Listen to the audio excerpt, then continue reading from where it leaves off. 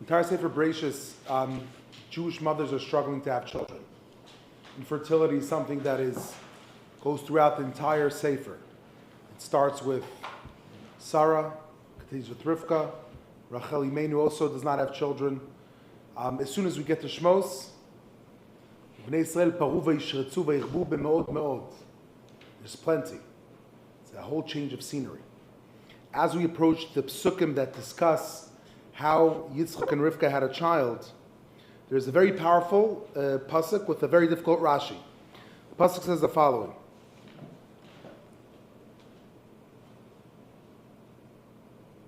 Vayetar Yitzchak leHashem lenochach ishto ki akara hi. Isaac entreated Hashem opposite his wife because she was barren. Vayeater lo Hashem vatar Rivka ishto. And Hashem allowed himself to be entreated by him, and his wife Rebecca conceived. Says Rashi, what does it mean that he prayed, he entreated Hashem opposite his wife? What is lenochach ishto? Says Rashi, Vayetar harbe hirba v'iftzir b'tfilah. He entreated with a lot of prayer. Vayetar lo nitpatzer v'nitpayes v'nitpata lo v'omer ani. Lenochach ishto, says Rashi, let's skip a Rashi for now.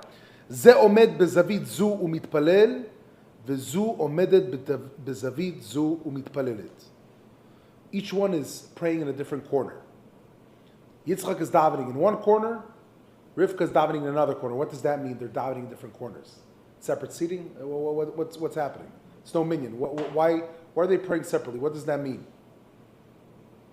Asking for different things. I mean, there's something not unified about their prayer. They're praying in two different ways. It's not one prayer times two. It's two different prayers. Vayetar lo, and Hashem answers whose prayer? Yitzchak. Why is Hashem answering Yitzchak's prayer? Lo velo la. Hashem answered him and not her. And this is a very difficult Rashi. Quotes Chazal, she'en domet tfilat tzadik ben rasha letfilat tzadik ben tzadik lefikach lo velo la. Says Rashi, you cannot compare a prayer of a righteous person, a son of a wicked person, to a righteous person who's the son of another righteous person. And therefore Hashem answered him and not her. Yitzchak was the son of a righteous person, his father was Avram. Rivka was the daughter of Laban. No, she was the sister of Laban, daughter of Betuel. So we got some more source sheets. So if a daughter, By the way, you should always, when you get suggested a shidduch, people look at the yichus. So the best shidduch in the world, Esav was the best shidduch. Why?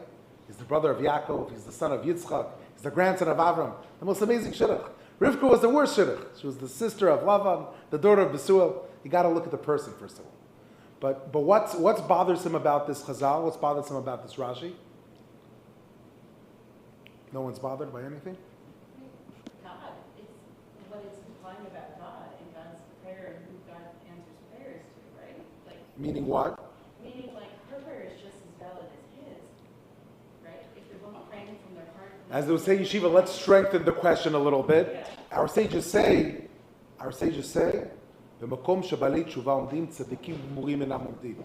the opposite. We have much more respect for people who did not grow up in a righteous home and they chose on their own to be righteous. This person was born into it. So the answer, the first answer I remember I got as a young teenager is the following. That really, when you come to religion on your own, so every prayer is exciting, It's, by the way, it's always, our shul is split 50-50, approximately. Half grew up modern Orthodox, half grew up in conservative homes and became more traditional. And whenever there's a conservative becoming more traditional, more observant, going out with a girl who went to Ramaz, says, Rabbi, these Ramaz girls, they're so cynical about Judaism. They're not excited. Why? They're born into it. It's much more difficult to be excited when you're born into something. You've been fed and nudged throughout the entire high school. You got kicked out to the principal's office 3 times, and you're still passionate about davening. You went to yeshiva day school your whole life, and you're still passionate. That's a greater level than if you came on your own. Of course, you're passionate. That's one answer. I don't like that answer. Just to be frank. Isn't he still questioning, like, God is so loving, benevolent, loving, powerful God?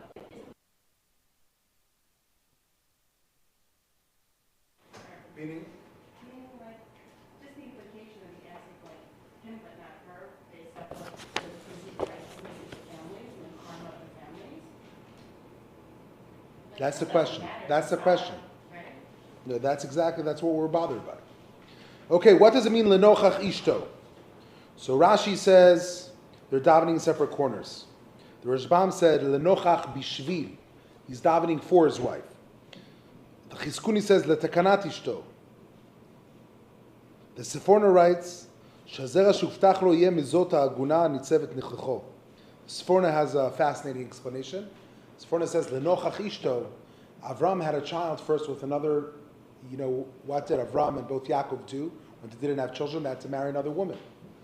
The prayer of Yitzchak was, I do not want to marry anyone else. I want children with Rivka. The Yitzchak davened, he says, I don't just want to have children. I want to build my home with Rivka. He davened lenochach ishto. It's beautiful.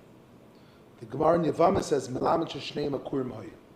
That they both had, medically, they both cannot have children. So it wasn't one or the other ones. They're both in this together. It's the first monogamous relationship. Correct. Correct. Reb Levi Yitzchak of Berditchev has a beautiful explanation. He says, Lenochach ishto, bischut ishto. When he prayed to Hashem, he prayed with the zuchuyot, with the merit of his wife. He didn't pray with his own merit. When he stood in a corner and he prayed, he said, Hashem, answer me, not because I am great, answer me because my wife is great. And Hashem answered his prayer, because his prayer recognized, didn't ask for his own righteousness, but his wife's righteousness. Take a look. I will go through a few Gemaras to quote Psukim. So look at the pasuk in Shmos Lamed Beis. Moshe Rabbeinu, when he davens to Hashem to forgive the Jewish people, he says, Zechor leAvraham, leYitzchak uLeYisrael avadecha, asher nishbata lahem bach, v'tedaber aleim harbe et zarechem kechukvei hashamayim. Remember your servants Avram, Isaac, and Yaakov, how you swore to them by yourself and said to them, I will make your offspring as numerous as the stars of heaven. Moshe Rabbeinu is not using his own merit. Whose merit is he using? Avraham Avinu. And Tehillim says, David HaMelech says, Vayomer lashmidem lule Moshe b'chiro amad b'peretz lefanav le'ashiv chamato ma'ashchit. Why didn't Hashem destroy the Jewish people? He would have destroyed them had not Moses, his chosen one, confronted him in the breach to avert his destructive wrath. So Moshe Rabbeinu uses whose merit? Avram, Yitzchak, and Yaakov. And in whose merit does Hashem save the Jewish people? Moshe Rabbeinu. In a way, humility in prayer. Reb Levi Yitzchak Berditchev speaks about humility in prayer, and we'll continue a little bit. Let's take a look at the next source 3. When Moshe Rabbeinu is davening to get into the land of Israel, Vayetchanan el Hashem b'et lemor. I pleaded with Hashem at that time, saying, Rashi says, Vayetchanan en chinun b'chol makom ela lashon matnat chinam. אף על פי שיש להם לצדיקים לתלות במעשיהם הטובים, אין מבקשים מאת המקום, אלא מתנת חינם. All forms of the verb chanat signify gift. Although the righteous might make a claim to reward depend upon their own good deeds, yet they solicit from the omnipresent only as a gift. Matnat chinam, that the undeserved gift.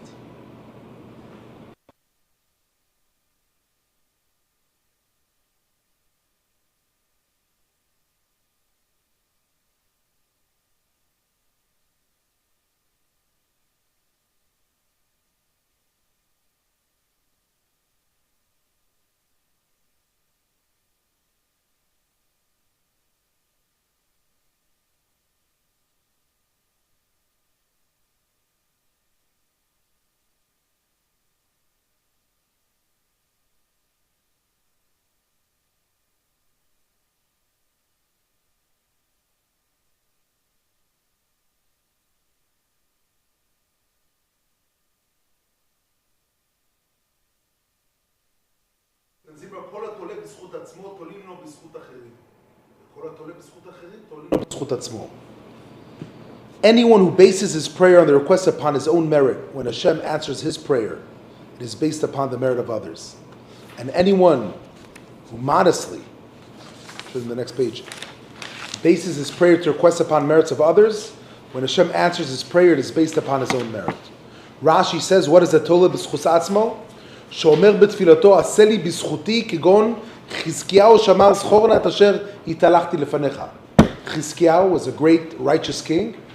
When he davened to Hashem, I deserve, I'm worthy. You should know, when I used to learn in the Hebron Yeshiva, back then, a cab from Hebron to the center of town was 25 shekel. 25 shekel. I was a poor yeshiva guy, didn't have 25 shekel. So one thing that some students did, they would take hitchhikes.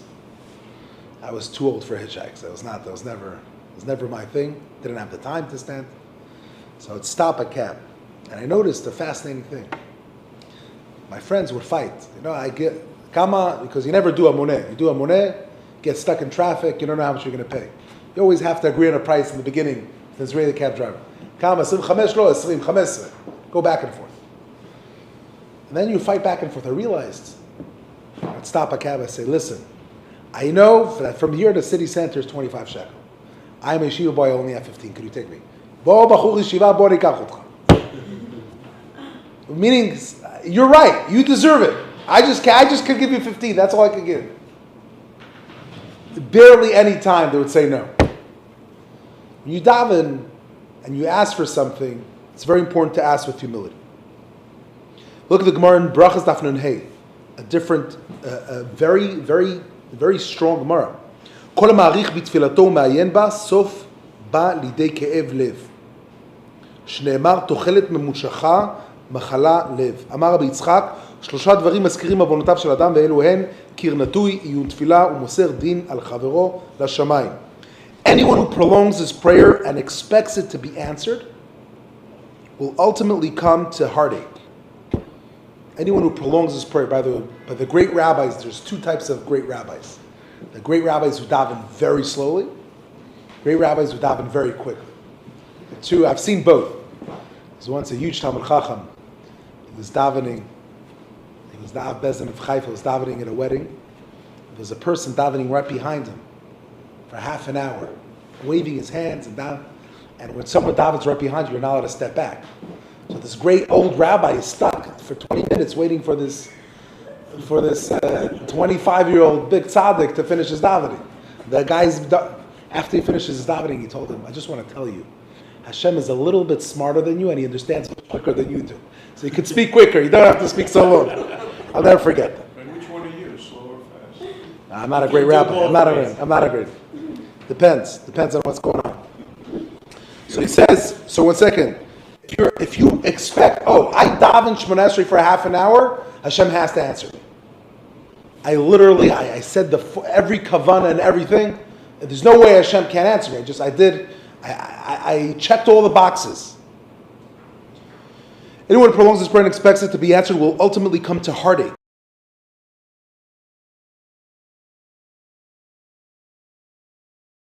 Endangering oneself by sitting or standing next to an inclined wall, you're like getting yourself into danger. There was a story, a frum guy went to Lebanon and took photos in the Hezbollah neighborhood. Givaldic, a genius, very cool. If anything would happen, how many people would have to risk their lives for this person? Don't put yourself into danger, number 1. But then number 2, expecting prayer to be accepted, iyun tefillah, as that leads to an assessment of his status and merit, then passing a case against another to heaven, as praying for Hashem to pass judgment on another person causes one's own deeds to be examined and compared with the deeds of that other person. This proves that prolonging prayer is a fault. Rashi explains, what's iyun tefillah? That Hashem is going to listen to me because I davened well. I usually when I daven well, I feel great about myself. I daven well. You go to the kosel, you cry, you tear up, you go through a pack of tissues, you feel great. Feeling great is okay, but you don't feel like you deserve Hashem to be answering you. Kev lev, why is your heartache? She'en bakashato na'aset, says Rashi, that it's not necessarily going to be accepted. Rashi says, "Maskirim avontav shalidei mifashpeshin lemala b'maasav, lomar botech ze b'zchuyotav nireh mahen." When you're so confident in your merit, and Shemaim will say, "Oh, you're confident in your merit? Let's check out how meritorious you are." There's another Gemara that speaks about davening with humility. Amar Rabbi Yossi Rab Chanina Mishum Rab Lezer ben Yaakov Al yamod adam bekoma gvoha b'makom gavoa v'yitpalel ela b'makom namuch v'yitpalel shene'emar mimamakim karticha Hashem. From the depths I call out. Which shul has the Chazin's depth?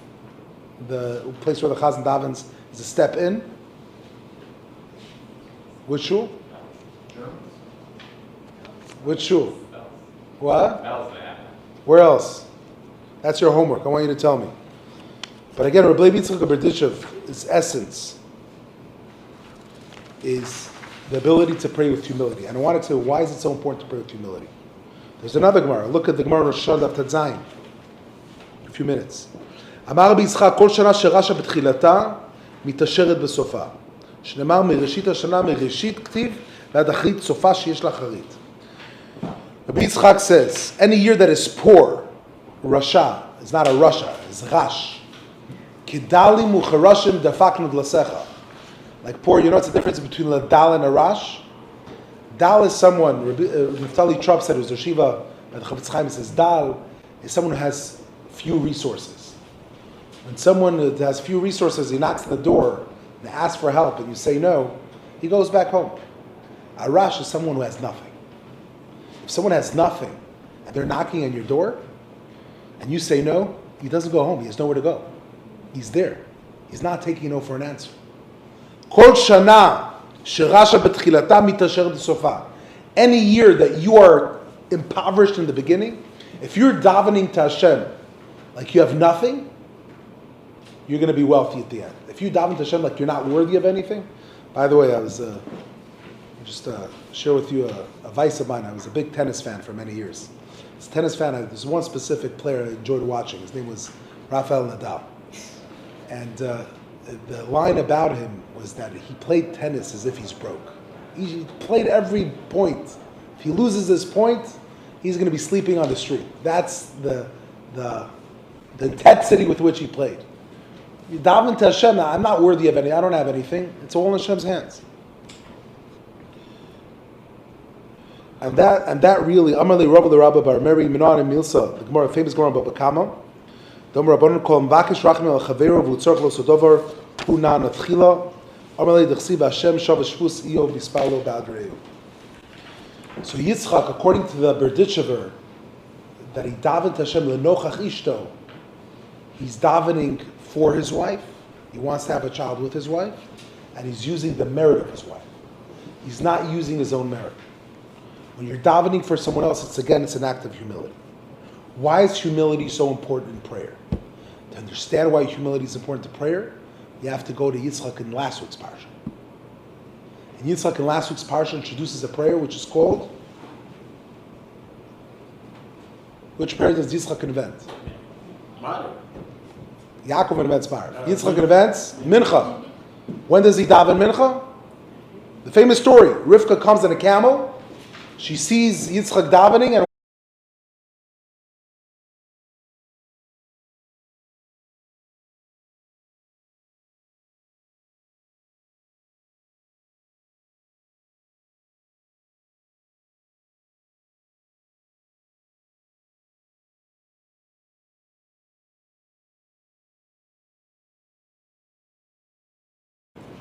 by the way, something special about Mincha. Yitzchak went out walking the field towards the evening and looking up, and he saw camels approaching. Yitzchak תיקן תפילת מנחה, שנאמר ויצא יצחק לסוח בשדה לפנות ערב. אין שיחה אלא תפילה. שנאמר תפילה להעניק כי הטוב לפני השם ישפוך שיחו.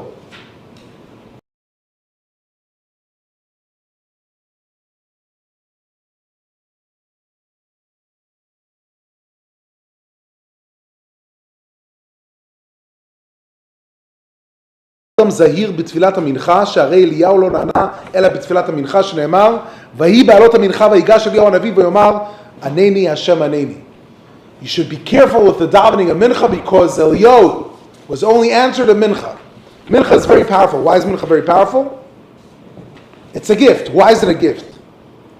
Eov said, take a look at source 18. Im tzadakta ma titen lo, o ma miyadcha yikach. If you're righteous, what do you give him? What does he receive from your hand? It's impossible to give a gift to Hashem. What do you mean you're gifting something to Hashem?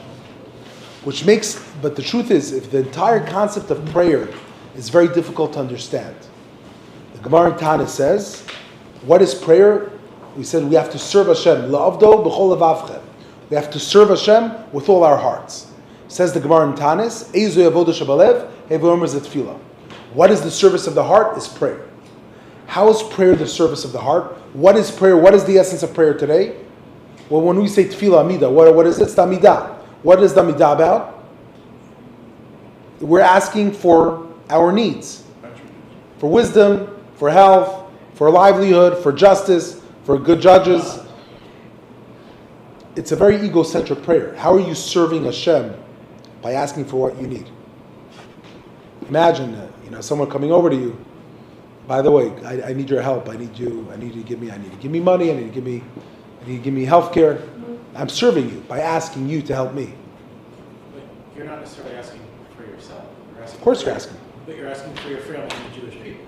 So you're asking Hashem to take care of all the people you care about. It's how are you serving? How is this service to Hashem? What are you giving to Hashem from it? To God versus away if you weren't praying. What? You're turning towards God by asking versus turning elsewhere away from. The Maharal really defines, he says a very powerful statement. And also, davening is definitely not, you're not telling Hashem what happened. Oh, by the way, Hashem, someone in my family got sick. Guess who made that person sick?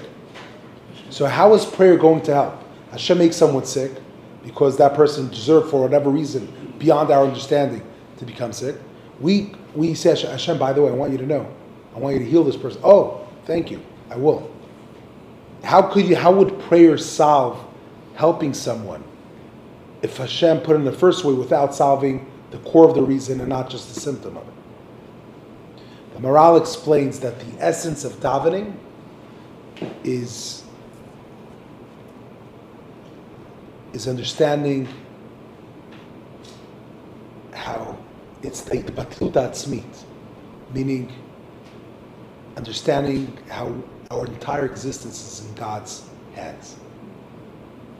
Is the humility of prayer, is the ability to understand that everything comes from Hashem. It's not the act of asking that is prayer.